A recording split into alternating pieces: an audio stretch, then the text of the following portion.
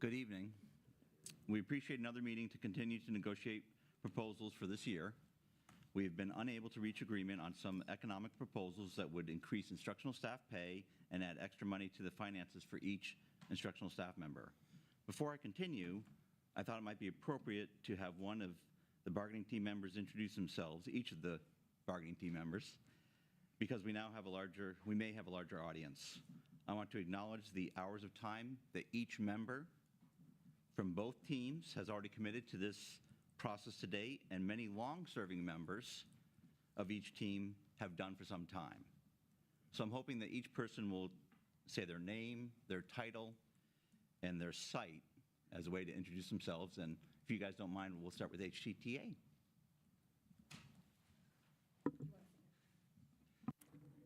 My name is Rachel Vassalero, and I am at Challenger CK8. Andrea Kelleher, Parrott Middle School. I'm Deanna Blazek. I'm an instructional coach at J.D. Floyd. Lisa Masario, president of HCTA. Kimberly Hudson. I am the service unit director working with FEA. Casey Tobias, Suncoast Elementary. Jim Incess. I do occupational therapy at several schools. Deltona, Suncoast, Powell, Challenger. But we're based out of ESE. My name is Gregor Dachowski. I'm a Discovery High teacher at Endeavor Discovery Academy.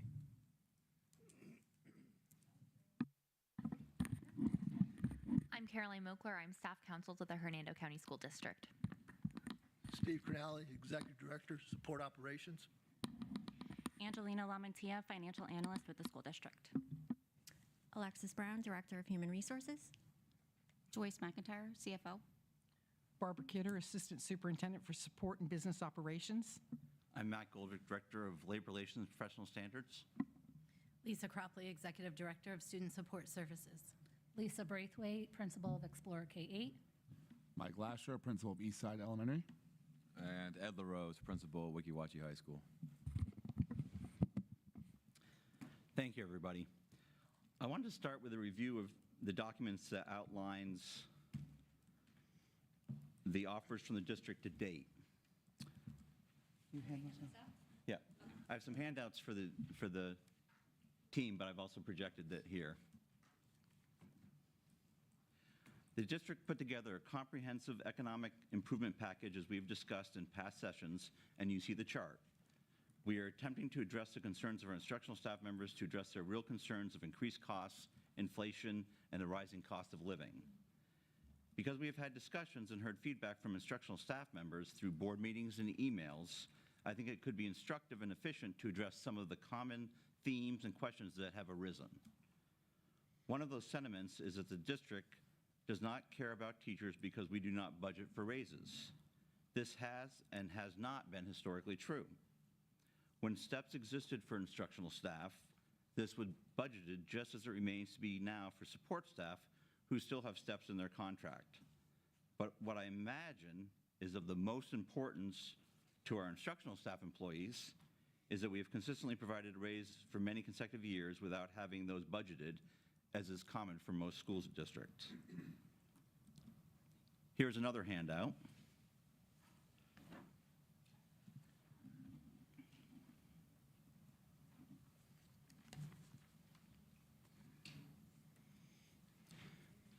This handout shows those raises for the last few years. So you see we have the 21-22 school year down to the 24-25 school year. And many people sitting around the table will recall these negotiations. You'll see that the major focus was on a cost of living or market adjustment is what we refer to it as. So for example, you see the 21-22 school year, we had the 1380, and then the 650 retention bonus. And then in 22-23, we had 3,000, 23-24, 2,600. And then 24-25 was when we did something new, and we had that retention matrix, which helped address compression, which I'll talk about more in a minute. To summarize, there's always been an increase this might be an appropriate time to note that in a recent review by the Florida Educational Negotiators, Hernando County has an average base teacher salary that is higher than 45 other school districts. Teachers in our district make an average of $37.92 an hour. Starting teachers make $32.75 an hour. Focusing on the last 4 years, the district and the HCTA bargaining team reached agreements that included the breakdown you see in front of you. Individually, this has been significant for instructional staff members that have seen a 4-year increase to their salary of 22% to 29% over the course of 4 years when including millage. I have another, on that same handout, if you flip it over, we provided 5 examples.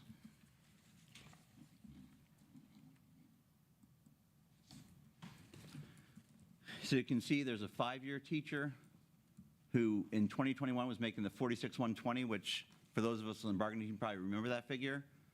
In 24-25, they were making 55,300. And this year they're still making that amount, and they are making an additional 12.25 in millage. So that's the total, the 56,000, and their hourly rate is $37.02.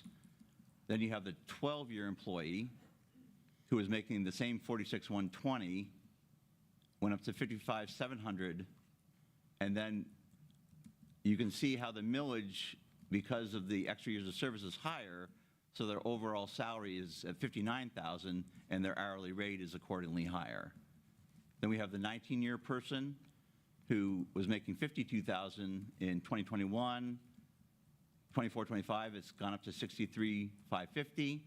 They're making that millage of 4,900 annually, and so their total is a 68,000 and an hourly rate of $44.83. We also have people who, like this person, had 21 years and 5 years before that. They were making 58,000 in 2021, 68,000 in 24-25. The millage addition brings it up to 74,000 and an hourly rate of $48.82. And the 40-year person who is making 72,000 in 2021, gone up to 83,000 in 24-25. The millage brings us up to 88, and they have that hourly rate of $58.11. I think it is important to emphasize how much we have worked to improve instructional salaries and the progress that has been made. I want to debunk the idea that the district does not care about teachers. From the 2021 school year through the end of the 24-25 school year, over $33 million was sent through TSIA toward instructional compensation increases from the state. The district nearly doubled this by using $64 million. This amount represents more than $31 million the district designated above what was funded through TSIA for salary adjustments and does not include any millage funds used to enhance salaries. So millage would be above and beyond that. Individual salaries are influenced by multiple factors, including advanced degrees, whether compensated through a supplement or incorporated into the base rate, years of service, your millage bracket, longevity pay if you're eligible, your hire date, the placement schedule when you were hired. Additionally, performance pay during periods when it was significant, because there were some years we had that 900 for effective and like 1,200 for highly effective, also plays a role. Because of these variables, comparing one employee's salary to another without identical educational credentials, start date, and tenure with HESD would not be a fair comparison. Again, our district's average instructional salary is greater than 45 other districts in Florida. It is also important to note that other districts include their referendum dollars on their salary schedules, which we do not do. And those referendums have their own bargained language as to how those funds can be utilized. Our instructional staff have received annual increases ranging from 4 to 7% over the past 4 years, based on the average salary in varying experience brackets. The district values instructional staff. We appreciate the effort to be creative to find ways to enhance the economic package we offer teachers.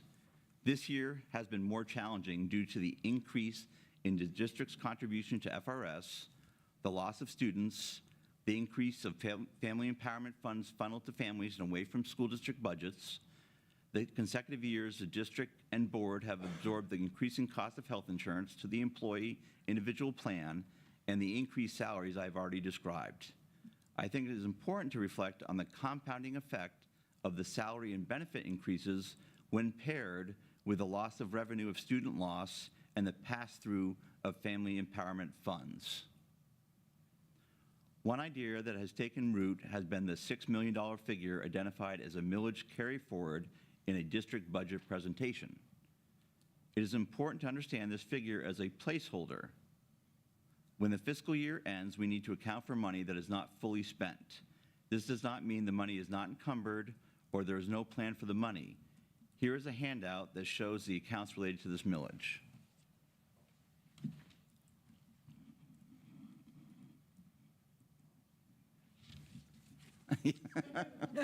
That's a lot of numbers.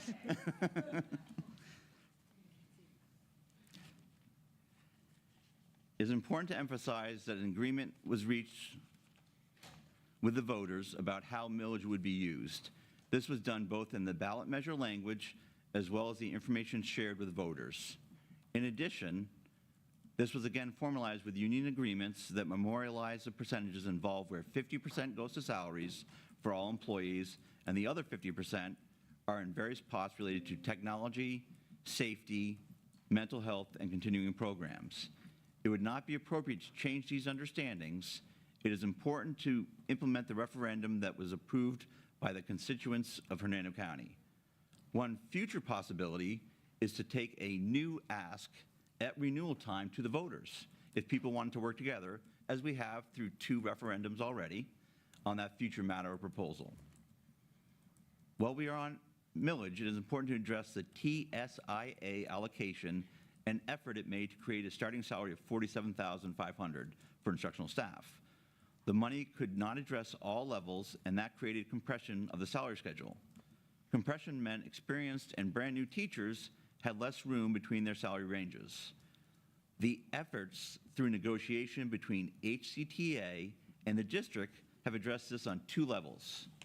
The millage bands are being used to address compression, and a decision was made to focus on Hernando years of service to act as a retention strategy, and was part of HCTA's proposal. This was adopted and agreed upon by both parties. Additionally, with last year's agreement to an increase, there was a tiered approach based on years of service that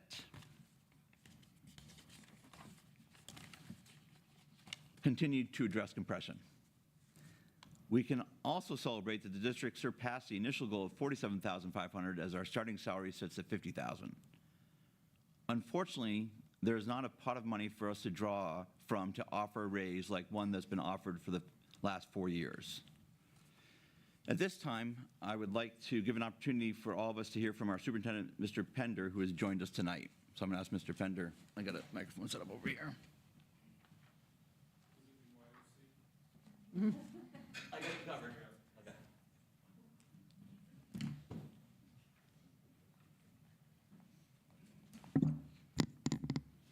Wow, I'm usually over there looking this way. So thank you. I appreciate the opportunity to speak. I'm not on the bargaining team, just so everyone knows. I'm just here to speak and talk and give some information. Matt had already talked a little bit about this, but I know that it has been brought up. I don't know if it was here. I do know it was on brought up at the board meeting about the $6 million carry forward. You see the chart. You guys have the chart that's there, and where that money is encumbered, allocated, and going to be spent. And I think it's important to talk about our credibility with the voters and what we told them. Lisa, you and I, you know, we were out giving information together, and it's important that we spend it the way that we said, and the voters said that they were going to vote. But I just wanted to say that. The other thing I find myself talking a lot about at this time of the year, and I've been on a bargaining team, and we've all worked together, HCTA and the bargaining team for years, is the idea between a reoccurring expense and a non-reoccurring expense. And I know we have people that are watching that may have different levels of understanding of that, but it's just like it sounds. A reoccurring expense is an expense that happens all the time. It happens on a monthly basis, like a mortgage, or it happens on a 6-month basis if you pay your car insurance every month, or you pay it every 6 months, or you're lucky enough to pay it once a year, which you're really lucky if you're able to pay it once a year these days. You know, that's a reoccurring expense. And a reserve or an amount of money that's not reoccurring, it's not financially smart to take and pay a reoccurring try to pay a reoccurring expense from your savings account, which is not reoccurring. So raises and employee salaries is a reoccurring expense. We all like it to be reoccurring. Why do we like it to be reoccurring? Because that's how we get paid every 2 weeks in Hernando County. We want it to be reoccurring. But to have a reoccurring expense, we have to have a reoccurring revenue source. So in the school system, there are a couple revenue sources, but the two biggest ones that I think are important that are reoccurring is two factors. You have the FEFP, which is the base student allocation that we get from the state, and that went up a small amount, I think it was a 1.5% or something like that this year. It was a small amount. And that reoccurring increase was offset by an FRS increase and some other increases like we've all had at our homes. Insurance costs, the district has insurance costs, that went up, all those things that go up. That extra 1.5% was eaten up pretty quickly by those type of reoccurring expenses and fringe and all those other things that happen. The other avenue for an increased revenue to the district is increased students in our schools.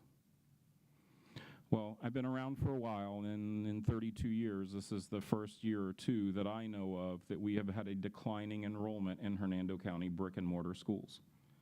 So this year we are about, depending on the date you look, how you're comparing, when you're comparing students, around 150 students short of last year.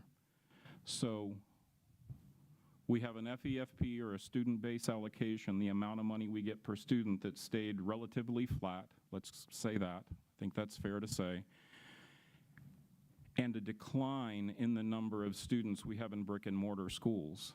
That doesn't equal increased recurring revenue. That equals the opposite of increased reoccurring revenue. So those are some of the challenges that we face, and I know that you guys understand as a district. What causes that? Well, the thing that's causing most of that right now is the FES scholarships.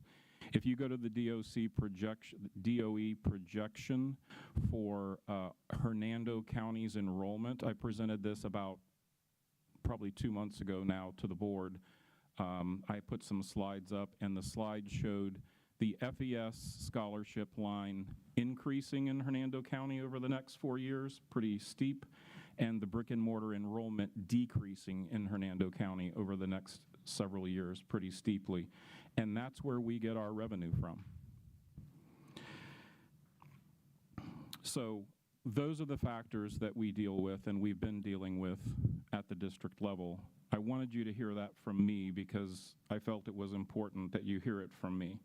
It's difficult for me to comment when people comment up here. I shouldn't be. I feel like it's a little bit safer here because I'm at the table talking to the bargaining team, doing that. And the other thing I'd like to say is there's people in this room sitting on both sides of this table, even in the audience, listening at home these days since we're live now, that know me.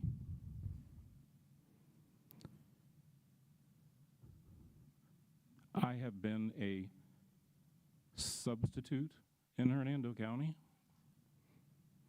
I've been a teacher in Hernando County. I have been an assistant principal, a principal, all kinds of other jobs. If you know me and my credibility, I'm not hiding money. If I had it, I would give it to you. To instructional and non-instructional employees, because our people are important. And I want you to know that from me, the superintendent, and from this board, we feel the same way. This board supports our employees. If you trust me and you value my credibility, know that we have looked and done everything we can. And I wanted to tell you that tonight myself, because I think it's important that you know that. We are in difficult times. I think we can all agree on that in a lot of different ways and a lot of different fronts.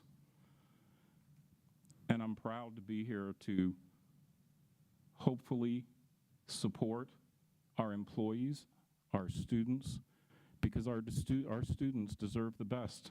And what you guys are saying and have said at the board, that having a qualified teacher and people that care, bus drivers that care, and food and nutrition people that care about our students is the very best and the best thing we can do. And I want you to know that me and the board, the superintendent and the school board, is doing everything we can for our employees, which in turn creates the best environment for our students. So I'm not going to be here for bargaining. I'm leaving, but if you have any questions or whatever, I'll be happy to at least talk to you about them. If you want to move on, you can, and I can talk individually with people, whatever you want to do. Okay, thank you.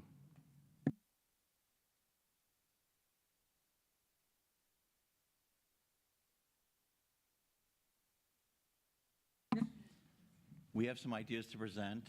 If it's okay with you guys, we'll move into that. Okay. So I want to start by returning, because we want you to know. We want you to know that the proposals we already have proposed are still on the table. So that's the starting point. So we have both the TSIA, which includes the extra $70,000 for the first 2-year teachers, to include them, as it did before, the placement schedule, and it also includes the specialized degrees, and we have moved the Juris Doctorate to the $4,500 as you guys wanted. So that we have that, and then we have the bonus of the $700. In addition,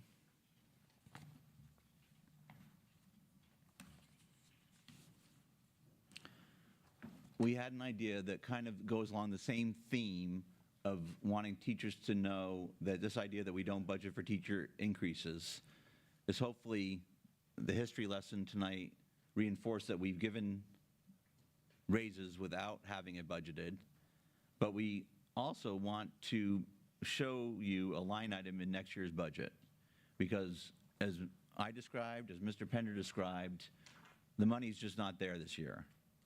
But we can plan for next year's budget. And so the kind of creative idea we came up with is to put the TSIA amount from this year, the growth allocation, 850,000? 809,000, to put that in the budget. And so the plan, the way the proposal reads, the MOU reads, it's a 1-year thing where we'll budget that 809 for next year as a line item for raises, plus we'll get that growth allocation next year from the state, whatever it is, and that will be our starting point. And what we want to have done is we want that to be settled and agreed to by the October 1st deadline, and then we can always come back to the table and discuss anything else, just like we have in the past. So that is our way of saying we're going to budget something, and that's how we've kind of designed it to work. And our goal would be, if it works this year, we'd sign a similar MOU next year so that we always are dealing with this TSIA money, showing good faith towards an increase for teachers and addressing the state deadline. Any questions about that? I'm just clarifying that you're basically saying that the TSIA funds come into the district and it will be reflected in the district budget, but it's still the state fund. No. We're going above what the TSIA is giving, just as we actually always have, because every year we've done more than what TSIA provided. So we're saying we're just using the figure of the 809 from this year. That's what we're budgeting. Then whatever that full growth allocation is next year, we're going to use both of those together. So it's kind of like doubling it still. We're kind of planning for. So are you saying the 809 from this year? I guess that's the confusion for me. Yeah, because now it's 809 for this year is there's something on the table, right. right? So it's a new 809. Okay. So it's general fund dollars 809 that will go into next year's budget, so that when TSIA, whatever amount the state gives us, arrives next year, it'll already have that 809 to add to it. Okay. It's just that the 809 is $470. And it's not for new, I mean, it is because the district is adding additional funds Right. as part of your proposal. So, you know, that amount of money is it's a good start. It's a good placeholder. I just think that if it's coming with the caveat that we must sign something by October 1st, that's concerning. Right. Because if we had stayed the course on the same path, it might be less concerning, but we heard in the first session, sign the 470 and we'll come back and discuss other things later. Then in the second session, it changed and we were told the 470 is all there is. So we wouldn't be coming back, but we still needed to sign it because it was an October 1st deadline. So that trust has been broken, right? That trust of we'll come back and discuss more has been broken at this point. We don't feel like there's a high degree of confidence that that is something that's going to be followed through on. So that is problematic, that we would be signing something with an intent for that in the budget, but contingent on making sure that we sign off on something October 1st, because we don't know what the budget picture looks like next year. We hear that every year. And so locking ourselves into something that forces us to do something by a certain date is concerning. I guess we came back with this $700, but the $700 bonus. Okay. That was at the third session. So it went from 470, and we'll come back and talk about more, and then 470 is all there is. And then at the next session, we had an offer for a $700 bonus in addition to the 470. Okay. And I guess, I mean, it's also maybe in the understanding on our end and your end, because in my mind, maybe at that second meeting, all we were authorized to offer was the 470. And we keep appearing here and talking to each other. So, I mean, we keep coming back, you know what I mean? And then my other question, though, is like, how low do we go? So in the sense that the TSIA was cut in half this year. So yeah, that's great if we're like, okay, we'll put 809,000 aside, and then TSIA comes in next year and just per se, it's still just 809. We're starting at $800 or $940, right? 470 times 2, and we'll bargain from there. Can we have faith in the fact that the state's ever going to raise TSIA again? I mean, obviously, right? Like, I can see your faces. I know what my face is saying. The camera sees what my face is saying. Someone's probably texting me telling me to fix it. But it's like, if it's already cut in half this year, I feel like that also, like, if we sign something like this, what if it never goes up again? You know what I mean? And then we're starting lower every year. We're right back to starting at zero every year. Like, we're not going to outpace inflation And for you guys or us, I'm not even just talking about our side of the table. I know what's happening also on your side of the table. I know that step raise for our non-instructors was this big. But if we're only going to pace with TSIA, we're putting a lot of stake in the government that has slashed our TSIA by 50% this year. That's my concern with something like this. I understand the intent, but I don't trust the intent of people outside this room. And I fully appreciate that. My hope is that I think this year showed us the impact of the loss of students, the family empowerment, all those factors. So we are going to have to be aggressive about cost savings. I think that you'll see, as we go into next year's budgeting process, an aggressive approach at looking at every dollar we spend, whereas last year, I'm not saying that didn't happen, but I think there's more of an understanding about the compounding effect of past expenses and commitments with the loss of the money from growth. I mean, one small, tiny little thing, for example, like the health insurance. Like if we can save some money on the health insurance, that's going to translate to money for the rest of the budget. And so I think that we will be very aggressive because we have not been a county that has traditionally only used the TSIA money. There are counties out there that only do that, but we have not been. We don't want to be. We just, you look under every stone and there's nothing there, and that's what happens. So I understand what you're saying, but it's certainly not.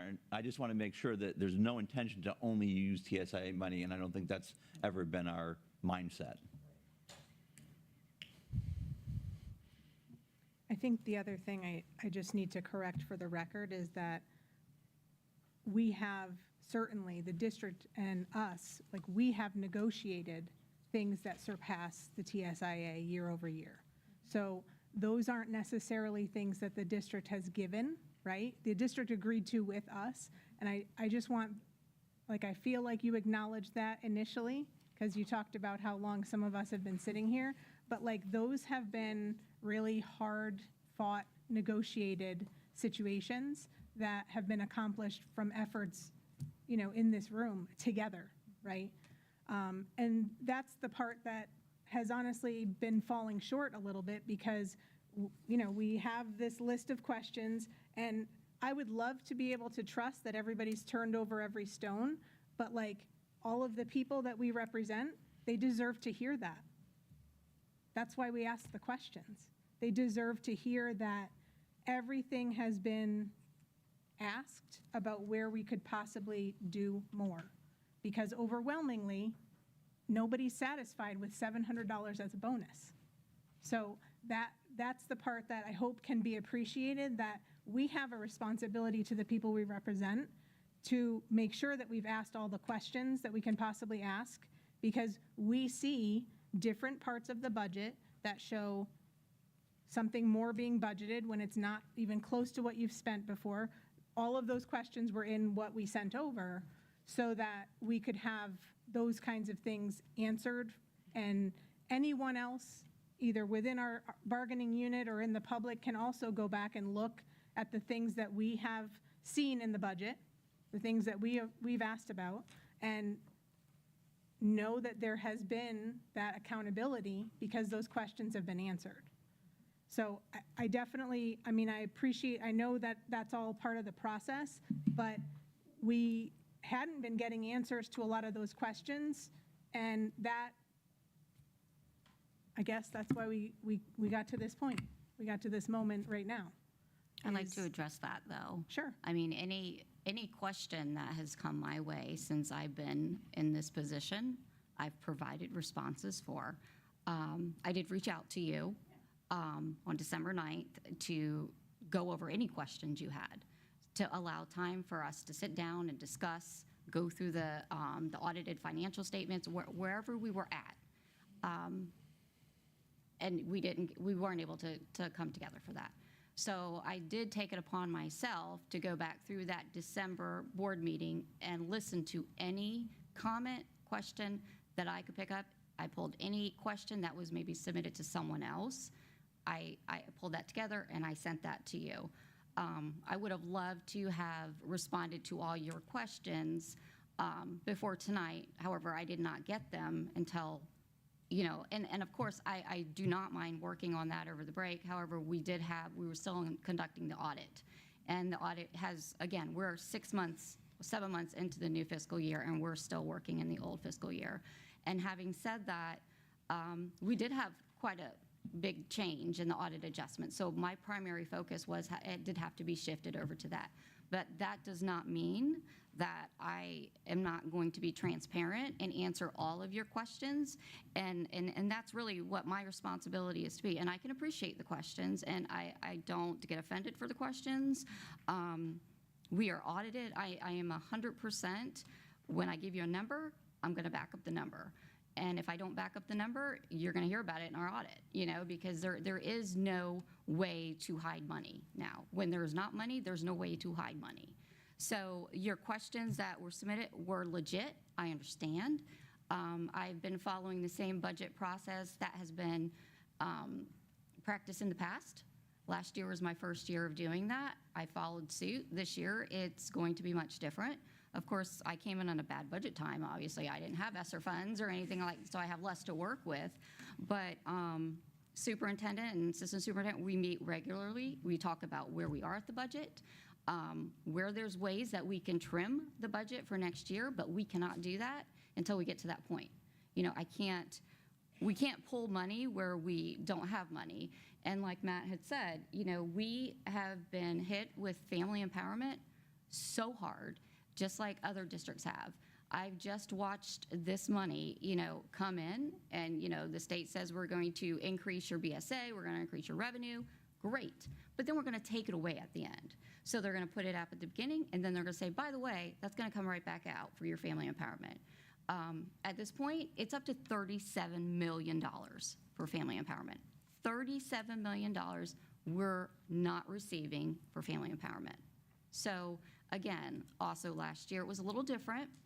The state, they usually set their guidelines as far as when, or I shouldn't say usually, they set their survey dates. Their survey dates are pretty much, by the book.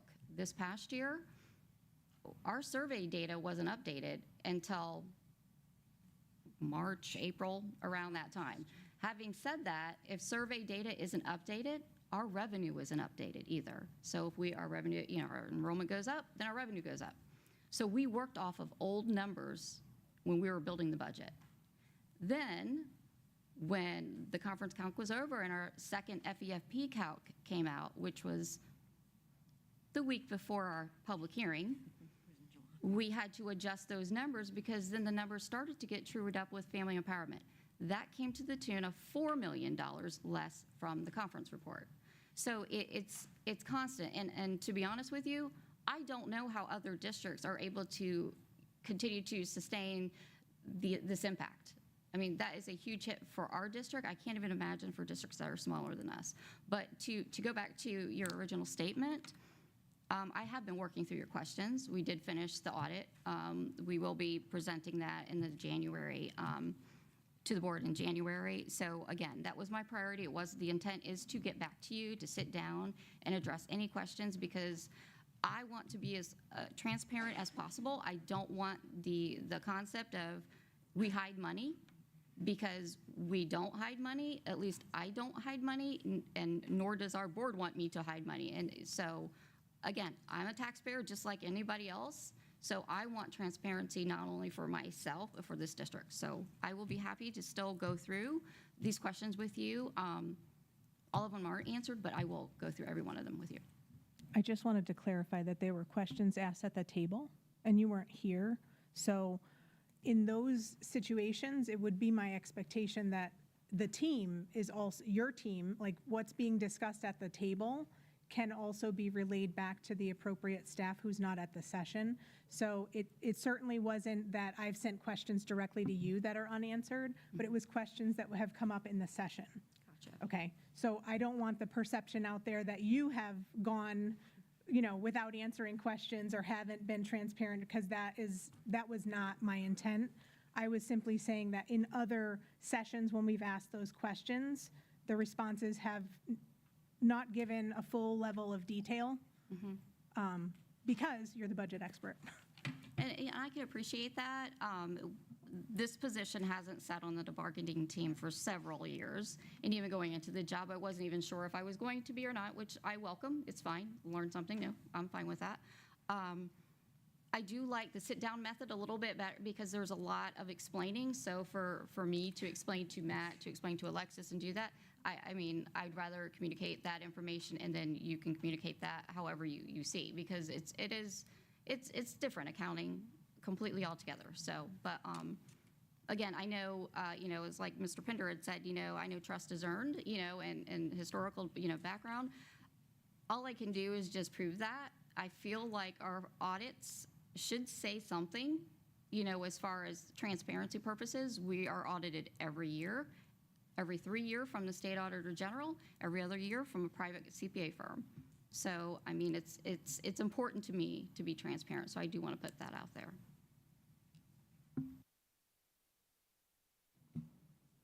So I don't know can I ask some follow-up questions to the answers that you provided? Because there were a couple of areas that, circling back to the recurring expenditure versus non-recurring, what our proposal is on the table is not something that's a recurring expenditure. Our proposal was a one-time salary supplement, and that was already a concession, right? So for us, our goal is to negotiate year-over-year increases, right? So in recognition of the difficult budget year and the difficulty the district would have in committing to year-over-year raises at this moment because of the budget difficulty, that's why we pivoted to propose a $2,000 salary supplement rather than a $2,000 raise. Gotcha. So I just wanted to clarify that because that hasn't been our ask. Beyond the 470 as the raise, it hasn't been our ask. Recurring funds hasn't been the ask. Gotcha. Okay? Okay. But in the answer to the first question, where I was asking about the budgeted amount of $93.6 million in the instructional salary line item versus the spent amount, $96.2 million, I guess I understand that some of those expenditures were intended to come out of millage, so it wouldn't have reflected in the $93 million. I just want to make sure I'm following that part. So I'm going to try to explain this just so the best that I can for this. We really didn't start appropriating the millage funds for salaries original. There wasn't a set in stone plan for those different buckets. I'm just trying to say it's the best way I know how. Having said that, we had to sit down and go with the superintendent and say, what's your vision, as far as continuation of those different buckets. And looking at that last year, there was decisions made as far as salaries and what salaries were going to be paid out of those different buckets, such as when I say salaries, okay, well, we want to bring athletics up to date. I'm just throwing something out there. Well, in order to do that, we're going to need athletic trainers. So, okay, we'll put out there, we'll do a line item for budget for athletic trainers. Well, as we advertise for those athletic trainers, that's money still sitting there until they're hired. But without knowing how that was going to go, because when I say how that was going to go, were we really going to need that many athletic trainers? Is it something maybe in next year we were going to have less? This is not anything I know. I think Dustin's in here. No, Dustin, I don't want to talk about anything like that. I'm just using it as an example. So, having said that, we have to put a budget in a line item, to do that. Regardless, we have to put it in a line item, and at that point, for the different buckets, we had host accounts, and that budget was in a host account. But that host account for those different buckets, including the salary piece of it, was in a 5,000 function, 500 object. So because we weren't 100% sure, if we were going to fill the positions or whatever. So if the position was filled, we would move it out of that line item and put it into an object 1 or 2 for salaries and benefits. So if you were to look back for last year, we budgeted that 93 million, but we spent the 96 million. The majority of that has to do with those salaries that were placed into the host for all buckets. And I'm just using athletics as one of them because there was other areas where salaries are tied to it. And as the salaries were paid, it was moved over into the one account. So it would give the perception of we budgeted in salaries $93 million, but we spent 96 because that difference of $3 million was not part of the initial budget. It was put in the 5,500 line item. So it looked like our supplies was inflated and, you know, our salaries was not enough. So that happened last year, and that again happened this year. However, because of that, we're learning as we're going and how things, and again, I do appreciate your questions because it just kind of makes, okay, we can do something a little different, which this year we did not have it in that 1 and 2 line again for the budget, but we've since then moved those salary line items into the 1s and the 2s, 1s meaning the object for salary, 2 for the fringes. So that's why it does appear like, you know, why are you still budgeting, you know, this amount of money? Another point about that too is the first year I follow suit how the budget practice has been in the past to learn that process, and then next year I develop it my own way working with, you know, with the team. We are going to have a different approach to budgeting next year, especially for having to, you know, to have that set aside for raises. But I did want you to know, yes, I appreciate, because it does put a picture out there that, oh, well, why are they not even budgeting enough? And, you know, years ago, you could actually see that because we had lapsed funds for those unfilled positions. So, you know, it would appear, but we don't have that anymore to do that. So as the millage goes on and we defined these buckets more, now it's going to be defined more in the original budget presentation. And that specifically refers to any salary for positions that could be covered by something other than, so in other words, the vacancies in the instructional unit are still reflected in the 93.6 million that's budgeted. Yes. It's just the vacancies or potential vacancies in positions that could be funded by a different funding source like millage that we're talking about. And for financial statement purposes, the general fund is general fund and the millage. It's Fund 1, so it is together. So it would appear, okay, well, we're treating it differently here, but we're putting it together here, and we have to do that for financial statement purposes, but we do track it differently. So, you know, we do have the host salary accounts for millage now, as we hadn't before, and we have the host for general fund vacancies in general fund 1s and 2s, if that makes sense to you. I tried to explain that the best I could. I think So that you're saying somewhere in your audit documents or what you're producing that it actually shows how much of that is now instructional vacancies? That's kind of like it. I actually have the journal entry or the budget transfer where we've moved it to show that we, you know, we did, again, we didn't see, you know, it wasn't that we weren't properly accounting for it. It was just that initial budget line item wasn't there. The actual spent was in the proper location. And yes, we actually have the entry to reflect that. So going forward, does that mean that the budget, because you said you made adjustments, does that mean that the budget would reflect the 96 million that's being spent on salaries, and it's just going to be kind of divided? Not at this point. It won't, because once the budget's adopted, it's adopted at that number.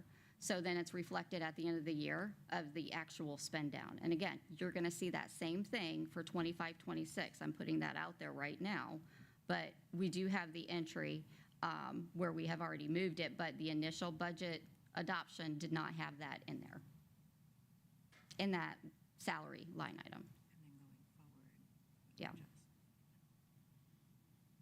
Okay, the second question was about the fund balance, which wasn't one of my questions, but I think it was from the board meeting in general, and the 5% versus 3% reserve.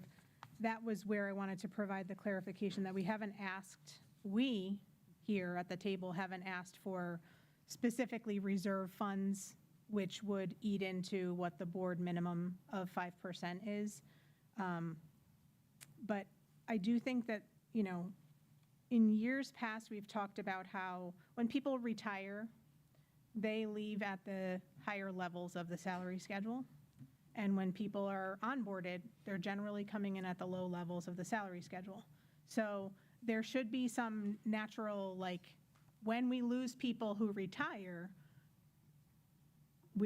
there's funds left over from paying those salary and benefits compared to when you're hiring somebody new, and certainly to when you're hiring a long-term sub, if unfortunately that's the situation we're in when we can't fill the position, right?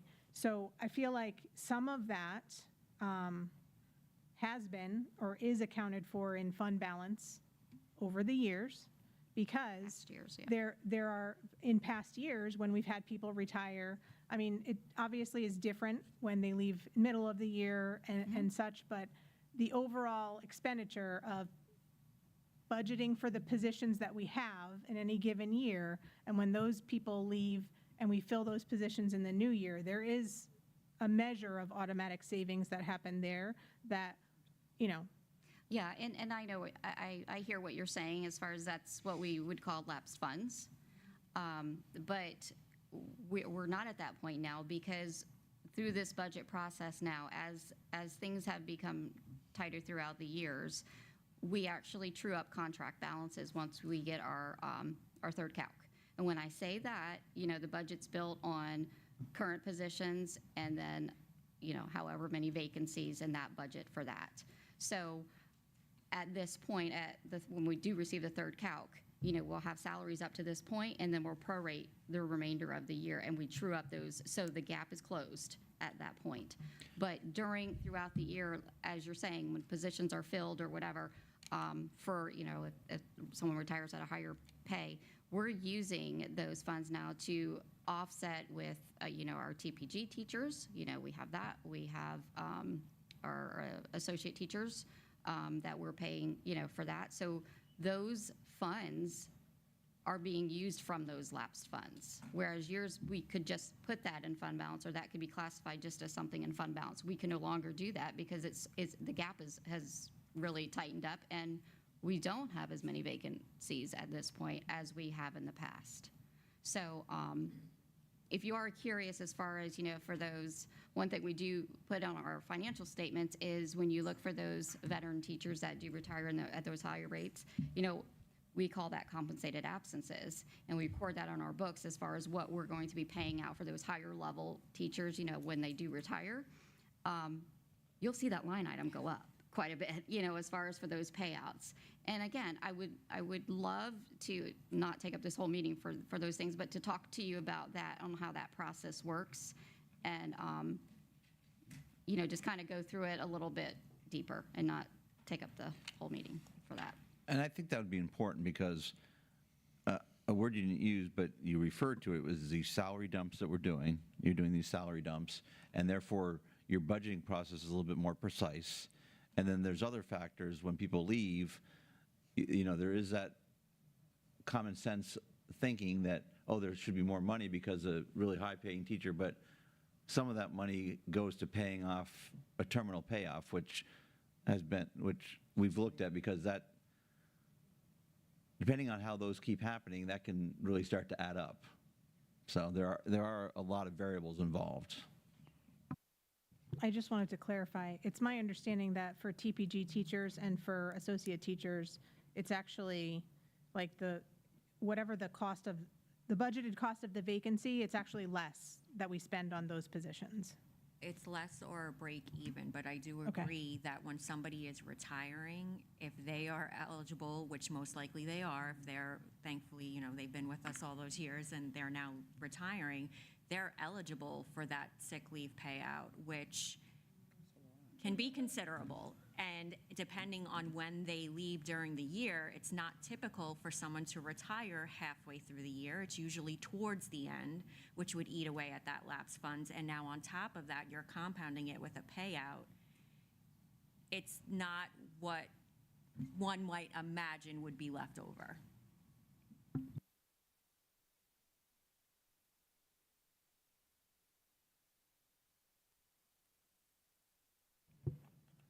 Okay. I just want to hit on one other question about the instructional materials, the 15.4 million, which was the third one that on your list.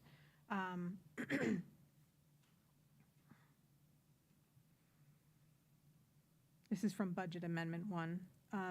You say it does not indicate 15.4 million is allocated solely for the purpose of instructional materials. I think that's the confusion, right?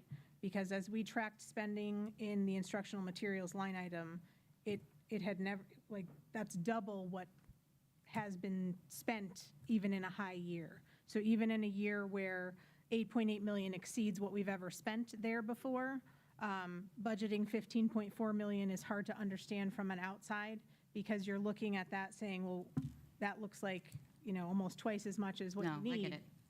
Oh, trust me, when I seen the textbook, I was I couldn't believe that it was that much money. But looking more into it deeper, the other portion of that, now the ELL adoption was 8.8. That was the you know, for that the whole textbook adoption.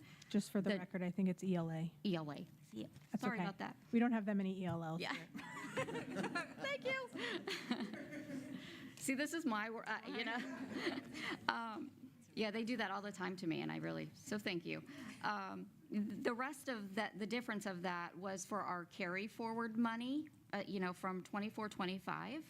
And, you know, I'm anticipating, and that's something else I'm not going to take up the whole time for the group for that, but the bulk of that was those restricted funds and assigned funds, and that was another one of your questions in there, that it's, you know, there was some duplication, like this leads into that. And I mean, the amount of the increase was the difference of for the assigned and restricted that carried forward. And the bulk of that, it just for clarification, is like your CTE money, your mental health funds, your school recognition funds, those different old categorical funds that are no longer like that, but some of them are true categoricals. And I have a list of that I'd be happy to show you, and that's where that huge, because the budget is adopted and then the carry forward is adopted after that. So that's why it's such a jump on that first budget amendment.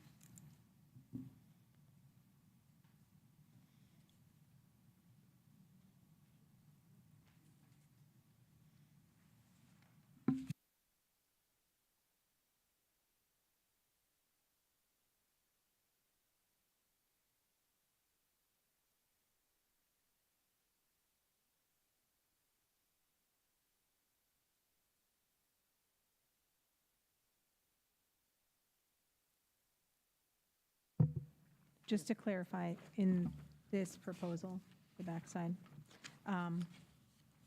is it just, these were the sections of the contract that are adjacent to advanced degree? That's why everything's on here? So the only part that's changed is highlighted and underlined? Okay. And then literally, we're changing the year top of the placement scale. Right. The only other question I have is, this addresses Juris Doctor, but there is another, I mean, we discussed briefly the Doctor of Chiropractic degree and its relation to science, but that person has still not been approved. And are we saying that Is that something that really needs another line? It's a doctorate degree. it would be a doctorate, so it wouldn't need another line. It'd just be a matter of still needing to approve it based on the science degree. So that's something we'd have to look at, but I don't think it needs in a line if it were approved. I mean, it's one instance that we know of. So I just wanted to clarify, you know, Juris Doctor, I understand why we put the clarification in there. But that is the only other example we know of so far that isn't being paid.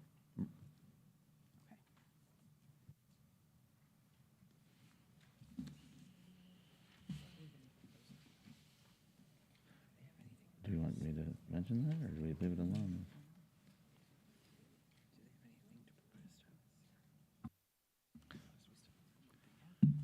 Do you, do you guys, did you guys have anything that you wanted to propose? Did you want to take some time to talk as a team? I think so. Just a clarifying question about the ELA adoption. Do you know when that, I assume it was over the summer, but when that was approved on a board agenda? I think it was right before the end of the school year. I can find that out for you. I know that we had to have, the board needed to approve it before they could actually place the order for the books, and that's how I knew that we had to put that money, to pay that. So it was later. Yeah, John Morris, I think, would be the better. But I can look into it and check it out for you. We do have one more proposal.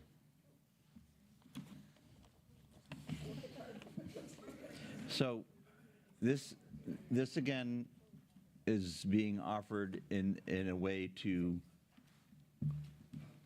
propose something that does not cost the district anything that's not budgeted. So you guys have 2 post-school days. You also have 3 half-days before that, where many teachers are able to do what they would maybe have to do during post-school during those half-days. So we are proposing that we will officially list those as non-duty days, so you'd still be paid for those 2 days, kind of like hurricane days, and you would have those days not to come into work. Are we adjusting the procedures for sign out and for grade book closure and all of that? All those things would need to be done, but again, we're based on our understanding of how many people work hard to get that done quickly, that they would do that during those 3 half-days or preceding that. Is there any thought to opening up the use of AST time? Because a lot of teachers are using AST time on those days, so now all the AST time that they've earned, where are they using it? The three grading days, they're still using it.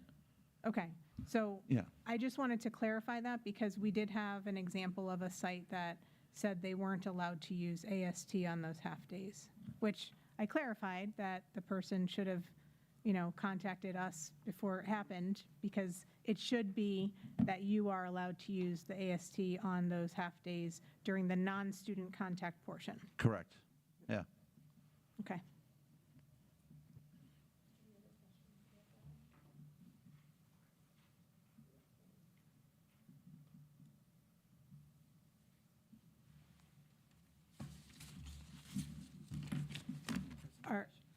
If those are no longer considered work days, is it shortening our contract? No, you're still 197. Your contract will end June 4th. If we don't work those days in June, however, are we losing on the work days in the month of June that allow people to receive benefit coverage through June 30th? No. Are we 100% on that with Yeah, the insurance company yeah. specifically? Because I know that has been the concern. It's still part of your total contract. It's your contracted day. It's Okay. just designated in Skyward as a non-duty day, but it's paid. It's Okay. And that's wouldn't key, affect the is that benefits you'll be paid that day. So maybe that, in terms of Like, some of you'll still get that those other free example we've check. dealt with. Required duty. It looks like the ELA was on the May 20th board agenda.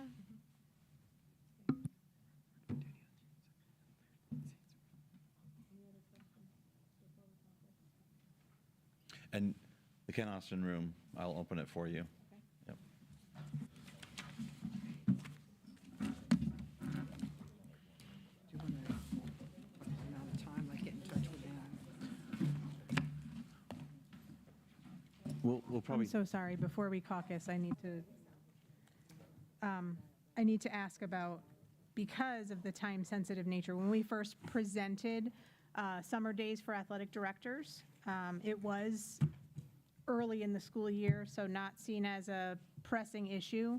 But I think as we continue through the school year, we don't want that to fall off the radar, because if at a certain point, if we wait too late, it won't be able to be accomplished either because of that situation.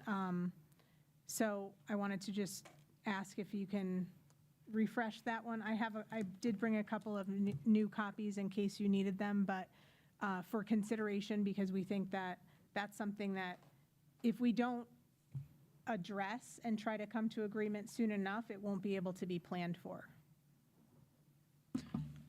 That is heard, and I am not able to do anything about that tonight, but I will look at that so we can discuss it in the future.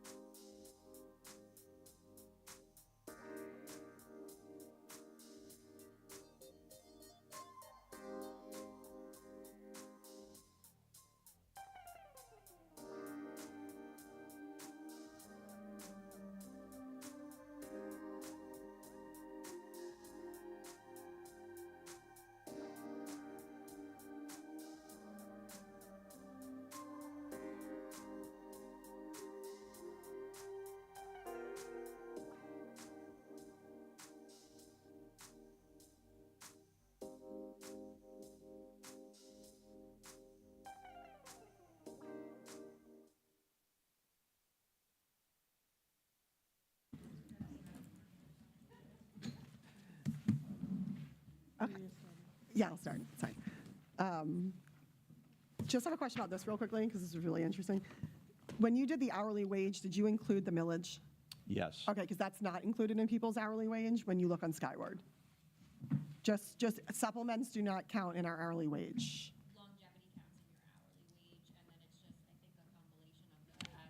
Because I'm going to assume, I mean, we're just, some of these years are the exact numbers that we've been teaching. And so, like, I'm like, oh, that's a lot more than I make hourly. But, and I was like, I always got highly effective. I was always like, not bragging. I'm just like, you know, like, I mean, you know, but. Nice job. Yeah, but we were like, wait a second, just because the millage was there, so we just wanted to clarify for our, like, when we're doing numbers. The MOU for the post-school days, can I ask, like, what brought this on usually? Like, why make those non-duty days? Was there like a reason? It was an effort to give something that's already been budgeted. Okay. We read it, but we just want to look more into it because we like just talking to some of our people too, between the inventory of like instruments and people moving rooms. They don't always get to use the half days for that, just because we can't move into a room if a teacher moves out. So we just want to like kind of research a little bit, and then we'll get back to you on this one. But I just wanted to make sure I was clear. Like, if we have to ask members or anything, like why, they'll say, well, why was that? So, looking at this big hunk of thing, highly effective and effective is not in here. Just so you know, I don't know if it, but usually we put it in with the TA for salary. So I don't know. Just my other question about I have two other questions. The critical shortage. Certified counselors and social workers are no longer on critical shortage. They are a separate supplement, and that is included in this language. They are included on here. They're the mental health supplement now. That was taken out of the current contract, so it might be in a different area. I'm not sure. That's how it reads right now online, like that salary schedule. Well, when we negotiated the one for certified school counselors and social, I mean, if we want to adjust it so they show up under critical shortage, that would just be an adjustment to the current contract language that's been TA'd and negotiated and ratified, because that was created, and I know that because it created lots of questions. Yeah, a lot of questions and concerns regarding the mental health responsibilities. So we definitely heard that loud and clear. So critical shortage would be okay. At the time, we erred on the side of critical shortage is an up in the air list from the state level. And so whether or not any of those positions are on the state list is. And we can clean that up, because I know there's a lot of language in there that needs to be cleaned up. So what we talked about versus the strike through versus what currently lives online is not. Yeah, and we were trying to pull up as fast as we could in there. And of course, you know, we don't always get service. So like we're trying to pull up the TAs. So the other question with this language, though, is advanced degrees are supplement. So, and so is critical shortage. So why are we putting these into one? I know they're both economic, but they're two different things in the sense that one is a pay raise that would be, you know, TA'd as a pay raise, and the other one is supplemental. The language lives right under it, that's why. Because we've never, so basically when I see this, I'm not going to be able to sign for advanced degrees until we're willing to sign for the TSIA. So those people are just going to go longer without advanced degree pay if we're not willing to sign this whole thing as one shot. Like that's the concern, is we have these people who have these degrees and we're all in agreement that, yeah, they should be paid for it, but it's a supplement. Like I see supplements as different as salary. I would never lump in together this whole guy's department and Amy's department for music and just like on one TA for salary, because they're not, they're supplemental. You know what I mean? So it feels weird that we're not going to sign, if we don't do TSIA, we're not going to get advanced degrees. It's almost like we're handcuffing them together. So we can't have one without the other. The placement salary always accomplishes whatever, the TSIA agreement, and that's where that language lives, in that placement No, not the TSIA, schedule. it's the advanced degree portion. That's what I mean. The advanced degree lives in the placement salary, which also accompanies the TSIA historically through every TA that we've signed. Or I guess it's just because we've never rewritten that language. We never reprint it. So that's why that was a question just for me, because I was like, we can't have one without the other.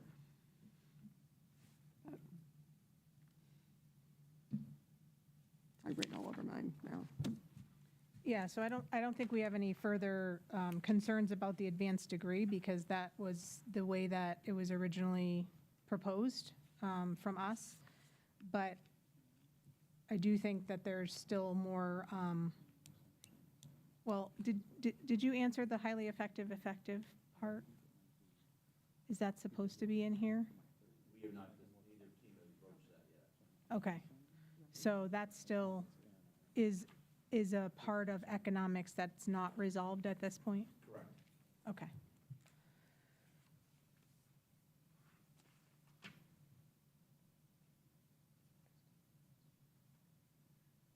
I think we still have, we're still concerned regarding signing the TSIA without finishing economics in general. And as we've stated before, when we surveyed members, I don't have the ability to agree to $700 as a bonus based on 94% of members saying that they're not satisfied with that. So it will require us to go back and have more conversations with members and with the bargaining unit to encourage people to listen to the things that have come out in the meeting. But we also, we didn't ask questions about the millage, the 6 million in the millage. We didn't ask questions about that with the intent of asking the district to spend money in ways that are not permitted by the language of the millage. That wasn't the intent. What our ask is that we do believe that having certified teachers in classrooms is allowable under continuation of programs. So we want to continue to have the best opportunities for students, and that's having certified teachers. So being able to secure something that is an improvement over 700 is still the goal. Not only continuation of programs, but we asked specifically for you to look at the other responsibilities teachers have. Teachers are also helping because of the state generated requirements with student mental health, deliver modules about mental health, and all of those things could literally be looked at as far as how that expenditure could be allowable under the current language. So we definitely would never ask and want to respect the intent of what voters approved, but we just looked at it differently. We looked at it in a little bit more creative way, which is not to say that, salaries is in there too, but it's a different section, and that's our salary supplement. So we know that we already have that secured, and there isn't money left over in that part, specifically because of the language written. But the 6 million being carried forward in the other parts that the district has authority for spending over, that's why we looked at that to begin with. It wasn't to ask you to violate what the voters intended on the millage referendum. It was to ask to be, let's be creative, because we understand that there are constraints on what the district was funded with this year and what likely the fallout from vouchers is for our district. We did have a follow-up question about the 37 million being the effect of the family empowerment, because our understanding is it's 800 families. Is that multiple students per family? 800 scholarships? Because 37 million sounds high. So basically, what this past survey, survey 2 was finalized. When we were trying to project, if it was going to go, you can only just your best, as far as what we have to work with, as far as, what information is provided. I'm speaking for FD, and that's not my real area to do that, so I'm just speaking out of turn here. But we had over 4,700 students reported in survey 2 for FES. So if you were to take that, And the only way that we can do, I will say this, that we're still working through this as far as, and we actually just had a webinar the other day with DOE as far as FES and FTE reporting and those time periods. But there's a mechanism that the state is coming up with where, originally they held districts harmless for those when it first came out, if you remember that. And then they started to offset some of the cost of it, so we weren't feeling that huge financial impact. But every year, it's a little different, And I've only been doing this for this past 2 years, but I have noticed it's not a consistent dollar amount of money, and it's not an appropriation built into the budget, so we have any idea what the offset's going to be.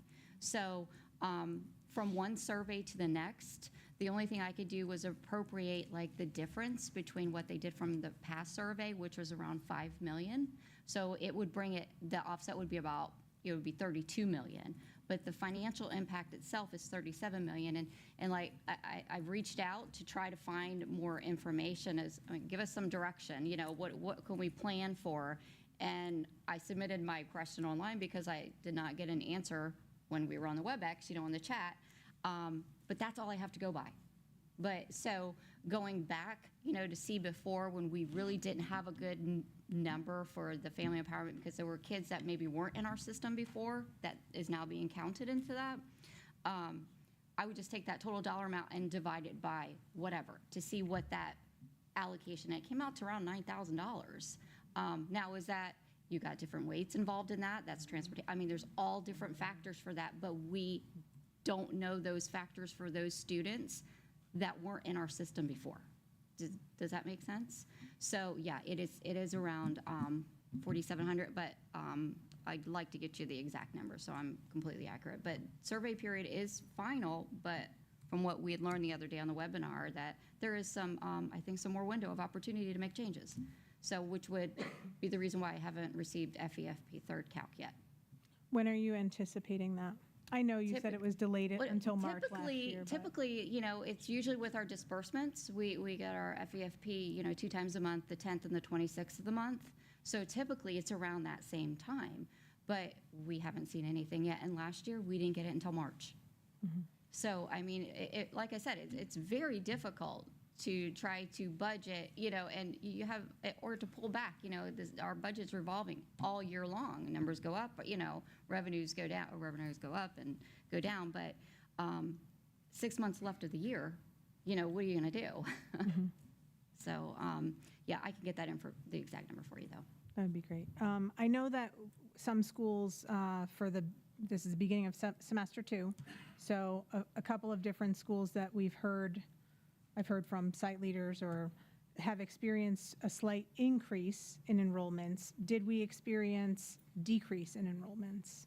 Are we aware of, families who attended semester 1 and aren't returning in semester 2 in large numbers compared to families who may be just enrolling at this point in the year and showing an uptick in enrollment numbers, which I realize we only capture half the year's worth, but that we had seen increases? I think that would primarily come into play when we get into the February survey. That's the most important survey to look for an uptick. Historically, we've seen it's kind of a 1-for-1. Mm-hmm. A family may move out of the district, then we get another one, and there's not a huge influx out or in at this moment.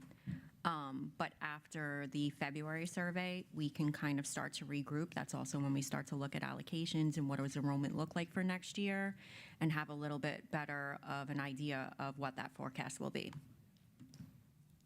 Okay. Did you finish yours? Yes. Okay.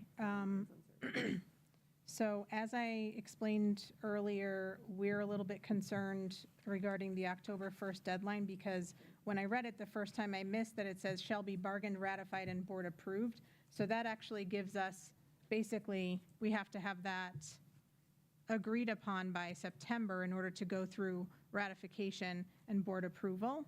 So that shortens the timeline significantly. And given that our first date for negotiations for this year was August 18th, that would be a big challenge.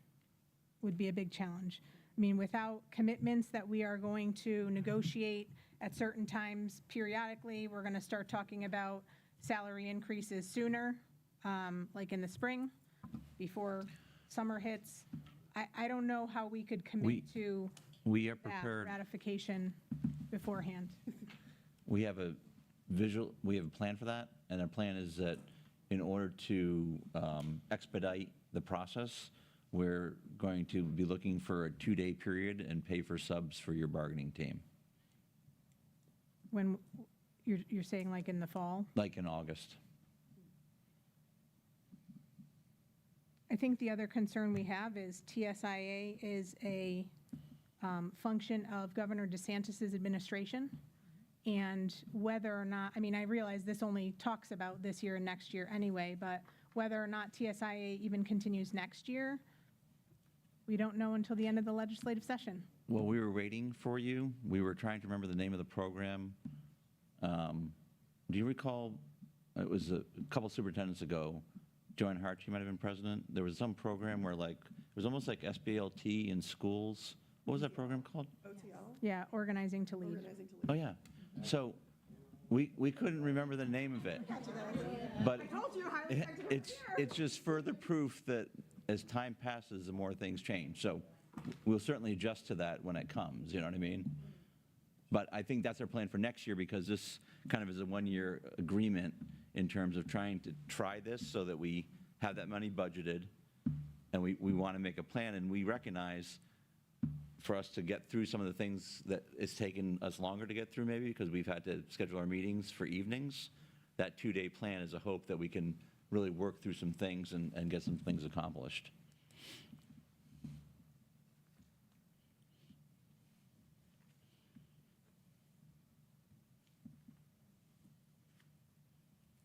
I just want to let you know, I got that number at 4,033.62, and I'm going off of FTE. So that's the number of students family being of that. reported living, like the family lives in Hernando, but their students are not attending our schools, they're taking the Family Empowerment Scholarship. I can't answer that directly.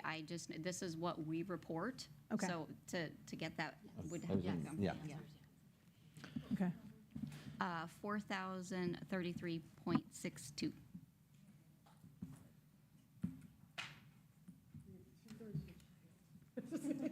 Yeah. We're it's not never a one for speaking. one. We're never Yeah. speaking the same language. Her and I. Yeah, She's talking yeah. people. I'm talking. And it's never a 1-for-1. And then the other follow-up piece we looked at was regarding the instructional materials. That, that agenda item was approved for 4.4 million, and what was, the response that we got said that we spent 8.8, so was it two separate approvals? To mind is the financial, financial literacy was something else. Okay, so it's more than just ELA then, it's? Yeah, I'm sorry. It's okay. I just. It's instructional knew- material That larger was, than yeah, actually, I think I have it right here.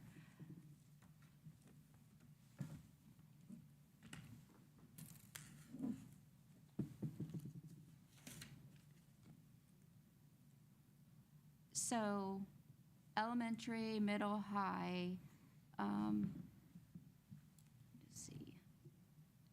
The quote, I only have that quote information right here with me. I don't have that agenda item, was 4.1 million. I think reading was also part of that, but. Okay. So Lisa, I'd actually have to defer to you to get that information. So it's textbook adoption. Yes, yes. There's some different vendors, so Mhm. for different grade levels, and then you have some of the supplemental stuff, so. Yeah, so I misspoke. I No, just it's thought okay. EL, Yeah. I'm not even gonna say it. So. ELA. I mean, ultimately, when we look at the difference, like where, and I looked at the cost difference. So the district's proposal, the cost of the district proposal is 1.161 million. The gap between where we were in our last proposal, which was costed at $4,054,000, So the gap, the difference between where we are with total cost is 2.892 million right now. It's far apart. And in order for us to agree to something that's so significantly different and short of what we are aiming for, it's like we have to go back to our bargaining unit. We have to, there might be more questions that people have. I look forward to connecting with Joyce so we can sit down and go over some of the other questions regarding the other areas that we asked about. So I definitely want to take advantage of that opportunity. And that's sort of where we have to leave things at this point, because we are interested in some of the different things that came out and talking about it, but we didn't know any of those were coming. So it kind of feels like, we need to, since we've asked people to be so much more engaged and involved and paying attention to what's happening, I think that it's only responsible to go back and make sure people understand the rationale of what we choose to agree to, or if they tell us not to agree to. But I do think moving forward that, our team is committed to continue working hard at being creative and looking at the different ways that we might be able to do something that really does value the effort that people are putting into their work here. So that might be the other option for us, is to start looking at what are the ways we can improve people's work lives, their working conditions, if we're really in a situation that 700 is the best the district can do financially. So I know that what we had heard before is, unfortunately, January is likely to bring more difficult news with budget based on potential clawbacks. But at this point, we've already heard from people that they're not satisfied with 700 as a bonus. So we're going to continue to do the same work that we've been doing to try to look for some creative solutions, and maybe we come up with ways that we can improve people's work lives that don't cost the district money, but it would provide relief, and it would provide that same effect that we're all listening. We're all listening to the people working in the instructional staff in Hernando County. So that's our goal. And I think that was our goal with presenting some of the information we did tonight, continue to present the information you guys want, as well as kind of with those flexible proposals that didn't necessarily cost money, but tried to show a good faith effort to put something aside for next year, as well as to take advantage of something that was budgeted that could be some sort of recognition of a good year, and had those 2 days off. We appreciate that. Do you want to just, or coordinate? I don't know. You want to coordinate now for another date, or?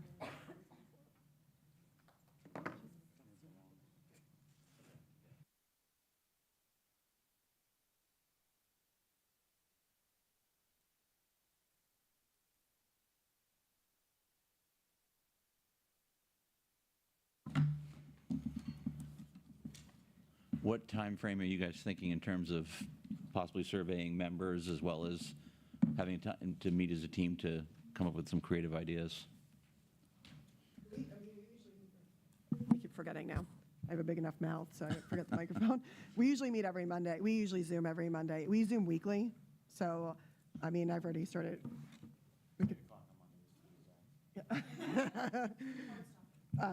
For 7-9. I think we could put out a survey about the one relatively quick. I think we could do it really quick. I got 8 questions off the top of my head right there. So, trying to look at, what do you got on your calendar, Kim? Yeah, I think as far as for the survey, that would be turnaround. That's a quick turnaround. Yeah. The problem I'm running into is Martin Luther King weekend, because I'm not here. Minnesota. I can freeze.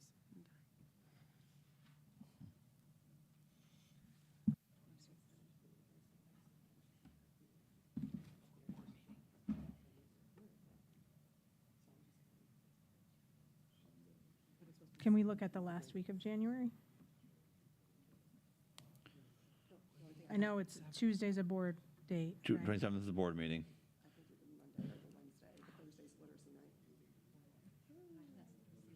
Yeah, the whole thing's literacy week, but I have a night on Thursday. Do you guys have a night that week? Yeah, I know. See, we always get biggest, yeah, we always get biggest participation on Thursdays, so that we always get stuff doing Thursdays. So that's a bad week is what I'm gathering? Okay. So first week of February? Sorry. You want to just do the Monday, shoot for Monday, since we know our team's available? Are you on Monday the 2nd?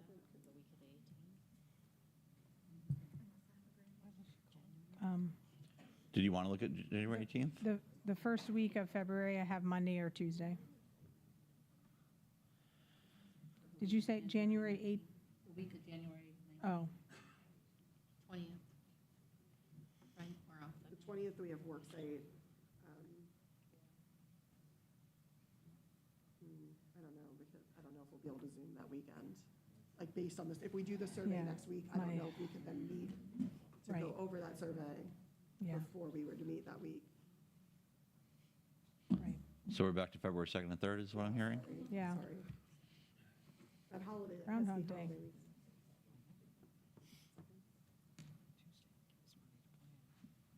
What are the board meeting dates that month? I think because, what is it? Okay. Yes, it is, because I have to go to the 10th for calendar. Okay. So that's a good week because it's not a board meeting week, which is, Oh, Happy for Friday, just get over What am I saying? The 3rd is probably my executive board, so the 2nd. 2nd? Okay. We're down to the 2nd. 2nd, 5:15? That sounds good. He wasn't even there, but he skipped out on me. He had promised pizza, and then I was starved out. Yeah.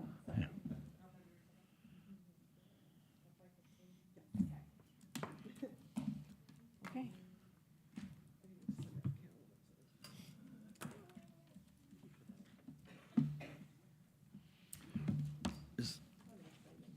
So I just wanted to put out kind of one piece of information to correct any misperception, because there's some online activity about other raises in the district. There have been no other raises in the district. So you would see them on a board agenda, just like you saw the health insurance. So that has not occurred. And what was the other one? And we're always willing to meet because we just set up a meeting, so we can keep meeting, so. So it sounds like we're good for tonight. Okay, thank you very much. Yes, thank you. See you on the 2nd.